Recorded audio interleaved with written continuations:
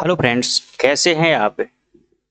इतिहास विषय की इस क्लास में आपका स्वागत है। आज जो है हम संपूर्ण दिल्ली सल्तनत को एक वीडियो कहानी के माध्यम से बात करेंगे और एक इसे कहानी के रूप में 15 से 20 मिनट में संपूर्ण दिल्ली सल्तनत के इतिहास को समझने का प्रयास करेंगे। चलिए क्लास की शुरुआत करते हैं। यदि आपको यह कहानी के रूप में हमारी प्रस्तुति पसंद आए तो वीडियो को लाइक करके चैनल को सब्सक्राइब जरूर कर लीजिएगा। यकीन मानिएगा, इसको तैयार करने में दोस्तों एक दिन का समय जो है खर्च हुआ है, एक लंबे अध्ययन और जो है सारांश समझने के बाद मैं आपके सामने इसे सारांश के रूप में प्रस्तुत कर रहा हूँ। चलिए क्लास की शुरुआत करते हैं समय को जाया न करते हुए। सबसे पहले फ्रेंड्स समझिएगा, दिल्ली सल्तनत जो है कब से शुरू हुआ और यहाँ से क्या क्या प्रश्न बनते हैं, इन सभी की मैं आपके सामने बात करूंगा। सबसे पहली बात जो है दिल्ली सल्तनत की दोस्तों बात की जाए, यहाँ पर कुल कितने राजवंशों ने शासन किया है? 5 राजवंशों ने शासन किया है। पहला राजवंश गुलाम राजवंश था, दूसरा खिलजी राजवंश था, तीसरा तुगलक राजवंश था, चौथा सैयद वंश था और अंतिम यहाँ का राजवंश जो है लोधी वंश था। फ्रेंड्स याद रखिएगा, दिल्ली सल्तनत की जब स्थापना हुई थी तो वह युद्ध कौन सा था? 1191 में जो है 1192 पृथ्वीराज चौहान को मोहम्मद गौरी द्वारा पराजित कर दिया गया था और दिल्ली सल्तनत की जो है एक नींव रख दी गई थी। परंतु वास्तव में स्थापना कब हुई थी? 1206 में हुई थी। आगे बात करेंगे। इसके पश्चात फ्रेंड्स दिल्ली सल्तनत का अंत कब हो गया था? याद रखिएगा, ये बहुत अच्छा दोस्तों तरीका है।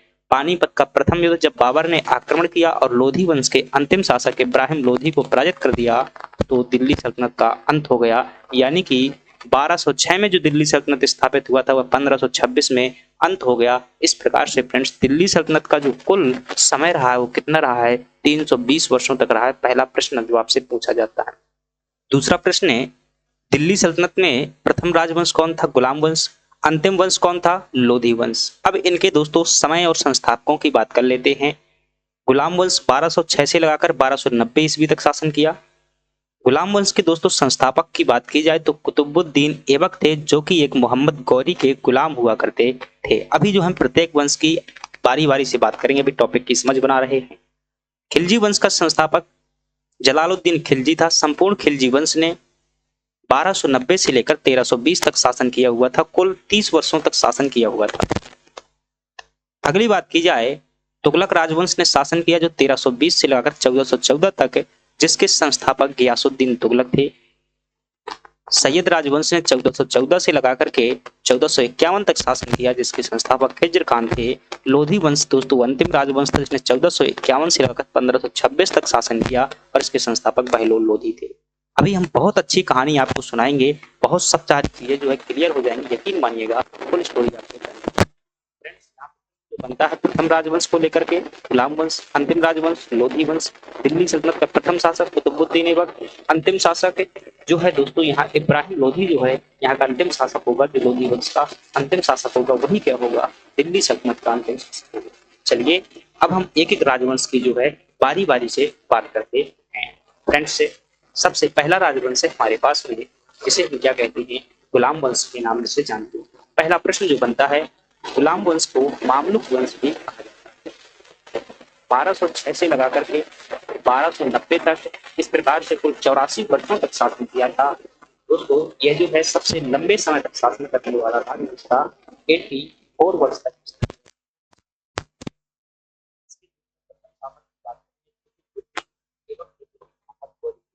गुलाम थे और इनके द्वारा गुलाम वंश की स्थापना की। दूसरे शासक इसके अगले थोड़े से मैं क्रम से कितने शासकों ने दोस्तों यहाँ पर क्या किया? क्या क्या खास बातें पूछी जाती? आपसे पूछा जाए दिल्ली सल्तनत यानी कि गुलाम वंश के संस्थापक कौन थे, क्या बताएंगे आप? कुतुबुद्दीन ऐबक थे। आपसे पूछा जाए कुतुब मीनार का निर्माण किसने करवाया था? दोस्तों कुतुबुद्दीन ऐबक ने ही करवाया था, जो कि कहां पर स्थित है?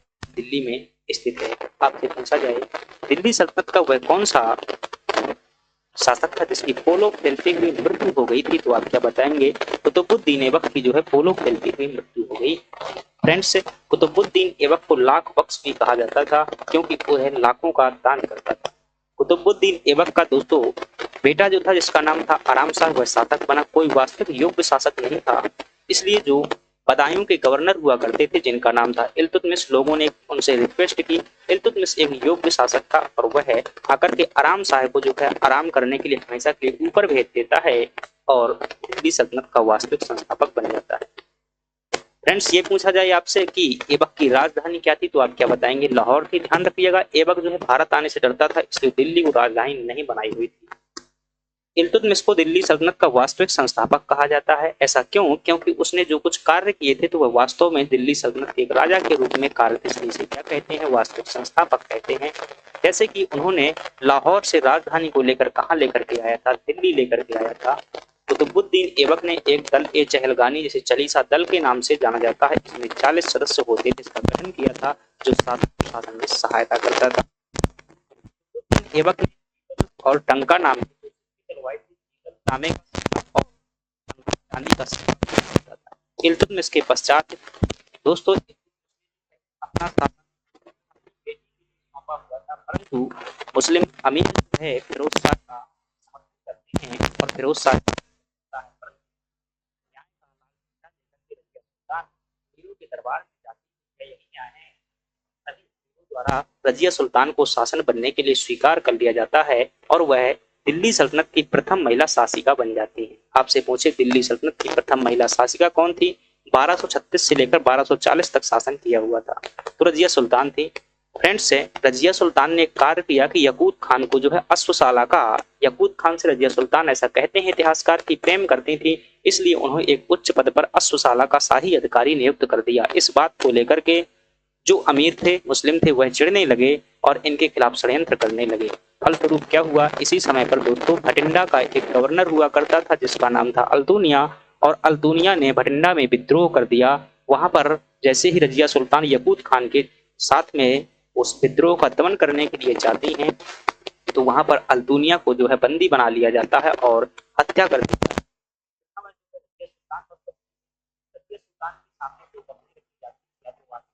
दी जाएगी, यानी कि दिल्ली का शासन हमें दे दो या फिर हमसे विवाह कर लो। रजिया सुल्तान बहुत चतुर महिला थी, इसलिए उन्होंने क्या किया? अल्तुनिया जो कि भटिंडा का गवर्नर था उनसे क्या कर ली? विवाह कर लिया। और जब दोनों रजिया सुल्तान और अल्तुनिया वापस दिल्ली की ओर आ रहे थे तो रजिया सुल्तान के दूसरे भाई बहराम शाह ने दोनों को दिल्ली पहुंचने से पहले ही हत्या करवा दी। इस प्रकार से रजिया का शासन समाप्त हो गया। बहराम शाह कोई योग्य शासक नहीं था, शासन करता रहा। इसके बाद अलाउद्दीन मसूद शाह और इसके बाद नसीरुद्दीन महमूद। नसीरुद्दीन महमूद की हत्या करके जो चालीसा दल का पहले सदस्य हुआ करता था एक व्यक्ति जिसका नाम था गियासुद्दीन बलबन, तो गियासुद्दीन बलबन क्या बन जाता है? शासक बन जाता है। गियासुद्दीन बलबन के बारे में आपको खास बातें ध्यान रखना है। गियासुद्दीन बलबन दोस्तों पहले चालीसा दल का एक गुलाम हुआ करता था, इसलिए अमीरों ने उस पर आरोप लगाया कि आप गुलाम हैं, राजा नहीं बन सकते, हम अमीर आपका सम्मान कैसे कर सकते हैं? तो बलबन ने अपना सिद्धांत दिया और सिद्धांत के तहत कुछ बातें उन्होंने बताई, लौह एवं रक्त की नीति अपनाई कि जो भी उनके खिलाफ बोलेगा उसका सर कलम कर दिया जाएगा, कठोरता से उसको मृत्युदंड दिया जाएगा। यही लौह और रक्त की नीति थी। बलबन ने कहा कि मैं छोटी जाति का व्यक्ति नहीं हूं, मैं ईरान के अफरासियाब वंशज हूँ। अफरासियाब का वंशज, ये जो शाही राजवंश ईरान में हुआ करता था उसका वंशज बताया। इस बात को साबित करने के लिए कि मैं उन्हीं का वंशज हूँ, इसलिए पूरी की पूरी ईरानी प्रथा दिल्ली के दरबार में लागू कर दी। बड़े बड़े अंगरक्षक जो भी थोड़ा सा हंसेगा उसको मृत्यु दंड देगा, छोटे दंड के लिए बहुत बड़ा दंड देगा। इसके अलावा उसने कहा कि जिल्ले इलाही स्वयं को कहा कि राजा बनना कोई नीच जाति का व्यक्ति का काम नहीं होता है, वह तो ईश्वर का प्रतिनिधि होता है। मैं राजा बन रहा हूं तो निश्चित रूप से मैं बड़ी जाति का व्यक्ति हूं। तो इस प्रकार से वह राजत्व सिद्धांत देता है। चालीसा दल का पहले दोस्तों सदस्य हुआ करता था, वह जानता था कि चालीसा दल के सदस्य किसी को भी राजा बना सकते हैं, इसलिए उसने क्या कर दिया? चालीसा दल को समाप्त कर दिया। अगली बात की जाए दोस्तों, शासक बनता है। इस बलबन के बाद में जो है कैकूबाद शासक बनता है। एक्चुअली में क्या हुआ था? बलबन के समय पर मंगोल आक्रमण होता जिसमें उसका बड़ा बेटा मर जाता है, उसी के विक्षोभ में जो बलबन भी जो है मर जाता है।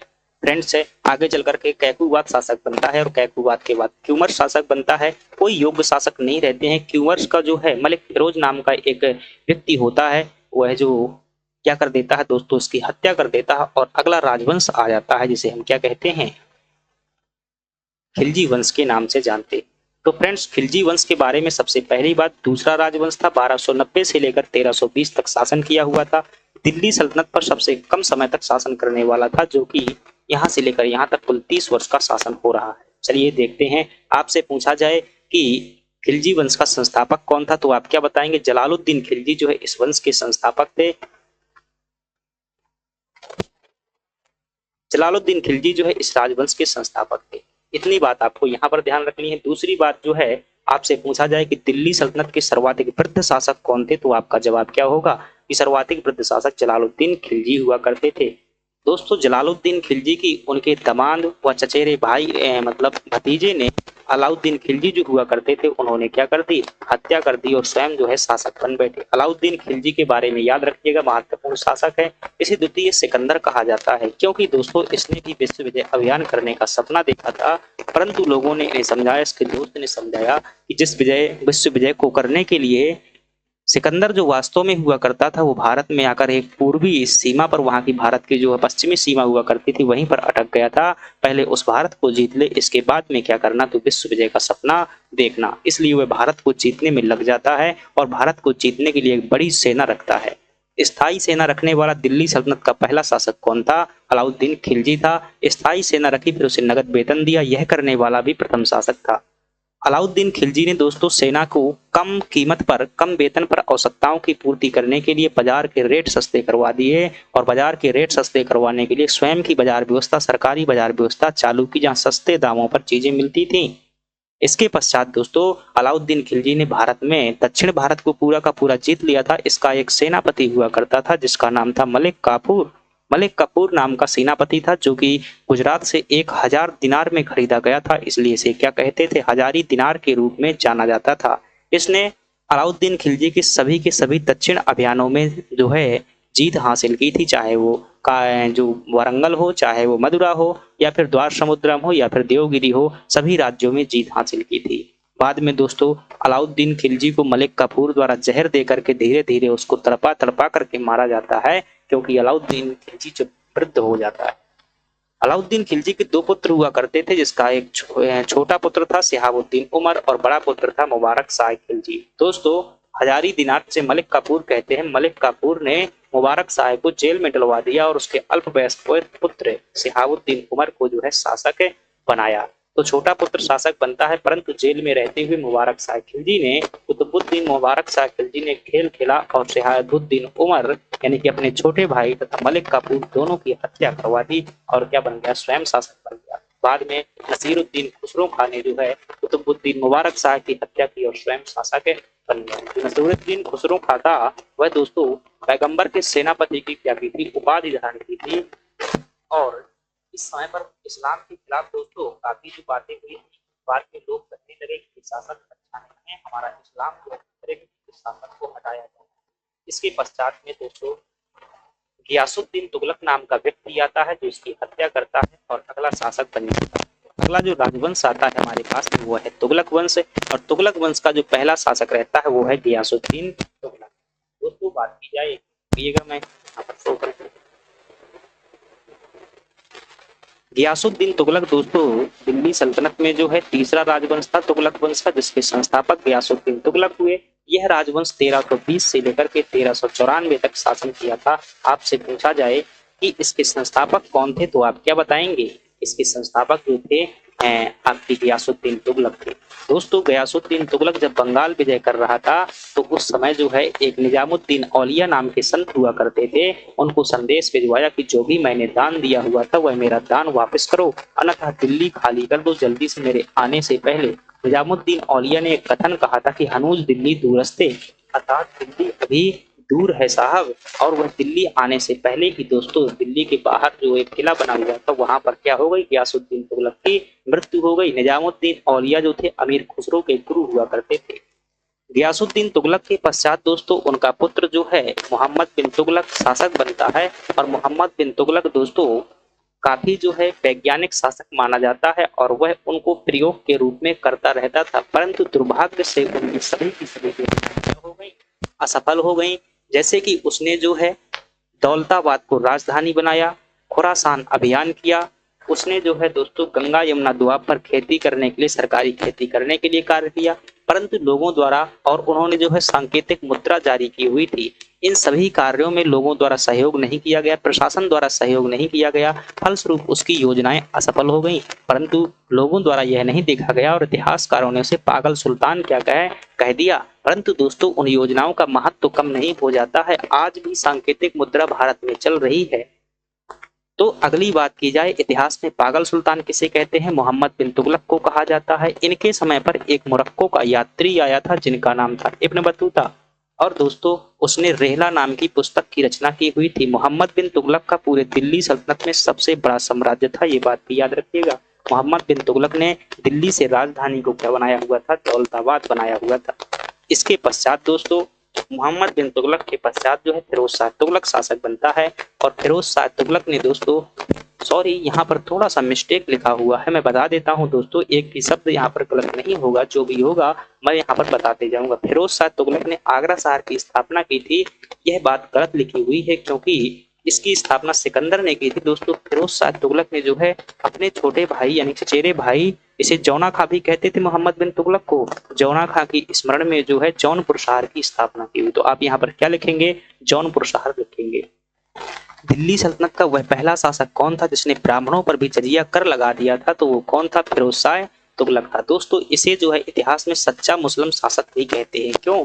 क्योंकि इसने पूर्णतः शरीयत के अनुसार शासन किया था, और क्योंकि अमीरों ने ही इसे शासक बनाया हुआ था, हिंदुओं पर अत्याचार भी हुए थे, और इसे कल्याणकारी शासक भी कहते हैं क्योंकि इसके कार्यों में दोस्तों काफी जो है सार्वजनिक हित निहित था। जैसे कि दास विभाग की स्थापना की हुई थी, जैसे कि इन्होंने सार्वजनिक कार्यालय बनाया हुआ था, और रोजगार निर्माण विभाग की स्थापना की हुई थी, दारुल शिफा यानी कि एक सार्वजनिक अस्पताल बनाया हुआ था। ऐसे कार्य किए हुए थे, इसलिए इसे क्या कहते हैं? दिल्ली सल्तनत का अकबर भी कहा जाता है, यानी कि दिल्ली सल्तनत का कल्याणकारी शासक भी कहते हैं। फिरोज शाह तुगलक के पश्चात में गयासुद्दीन तुगलक द्वितीय शासक बनता है।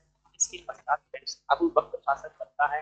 नसीरुद्दीन मोहम्मद शाह तृतीय शासक बनता है, और नसीरुद्दीन मोहम्मद शाह तृतीय के समय पर एक घटना होती है दोस्तों, के समय पर मध्य एशिया के शासक तैमूर लंग ने आक्रमण किया हुआ था 1698 में, और इस समय पर दिल्ली को खूब लूटा गया, और लूट करके दोस्तों यह शासक दिल्ली भाग गया। और इसके बाद अलाउद्दीन सिकंदर का शासन बना। जब इसने आक्रमण किया हुआ था तैमूर लंग, तो यहाँ पर भारत के एक शासक ने सहयोग किया था जिसका नाम था खिज्र खान। तो वह दोस्तों खिज्र खान को तैमूर लंग राज्य देकर के चला गया, और तुगलक वंश को समाप्त करके भारत में पहला राजवंश कौन सा स्थापित हुआ, जिसे हम क्या कहते हैं? सैयद वंश के नाम से जानते हैं। सैयद वंश की अगर दोस्तों आप बात करेंगे इसका संस्थापक कौन था, तो आप बताएंगे कि खिज्र खान जो इस वंश का संस्थापक था, और यह राजवंश 1414 से लेकर 1451 तक शासन किया। दोस्तों खिज्र खान ने जो है तैमूर लंग की सहायता की थी, इस उपलक्ष्य में उसे गवर्नर बना दिया गया, बाद में इसने पूरा राज्य हड़प लिया था। दूसरे शासक की बात करें वो कौन था, अगली बात करते हैं। दूसरा शासक जो है मुबारक शाह खिलजी था, मुबारक शाह था, और मुबारक शाह ने दोस्तों रैयत ए आला की उपाधि धारण की थी, याद रखिएगा, मोस्ट इंपोर्टेंट है। अगली बात की जाए इसमें थोड़ा सा, जो ये शासक हुए, तीसरा शासक मोहम्मद शाह हुआ, चौथा अलाउद्दीन आलम शाह हुआ, और अलाउद्दीन आलम शाह की जो हत्या पहलू लोधी द्वारा कर दी गई, भारत में एक नया राज्य स्थापित हुआ जिसे हम क्या कहते हैं? लोधी वंश के नाम से जानते हैं। आपसे दोस्तों लोधी जो थे ये अफगानिस्तान के शासक हुआ करते थे। आपसे पूछे कि भारत में प्रथम अफगान राज्य की स्थापना किसके द्वारा की गई थी, या फिर कब, कौन थे? बहलोल लोधी। बहलोल लोधी दोस्तों संस्थापक था, साथ ही साथ बहलोल लोधी ने एक सिक्का भी जारी किया हुआ था, उस सिक्के का नाम था बहलोली सिक्का। तो बहलोली सिक्का किसने जारी किया था? बहलोल लोधी ने। दूसरे नंबर का जो दोस्तों शासक बना वो कौन था? सिकंदर लोधी जो है इसका दूसरा शासक था। सिकंदर लोधी दोस्तों एक योग्य शासक और कठोरता से शासन किया, कल्याणकारी राज्य के लिए कार्य किए, की पैमाने कार्रवाई करवाया, और मोदी के मामले के लिए आपसे आगरा शहर की स्थापना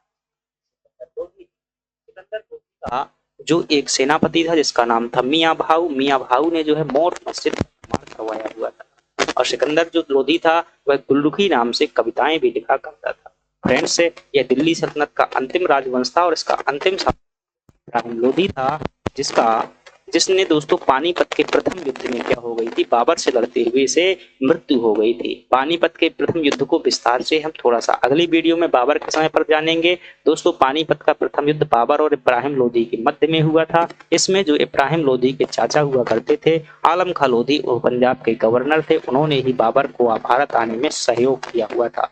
तो फ्रेंड्स, इस प्रकार से दिल्ली सल्तनत के हमने पांचों राजवंश देखे। किसी भी प्रतियोगी परीक्षा को जो है सफल करने के लिए काफी हद तक कभी कभी प्रश्न आ जाते हैं, तो आपको जो यहाँ से 1 से 2 प्रश्न देखने को मिलते हैं, ये सभी फैक्ट इंपॉर्टेंट है, अति महत्वपूर्ण है। दोस्तों मैंने इन्हें संक्षेप में एक कहानी के रूप में आपके सामने प्रस्तुत किया। अगर आपको जानकारी पसंद आई है तो वीडियो को लाइक करके चैनल को सब्सक्राइब जरूर करिएगा। धन्यवाद।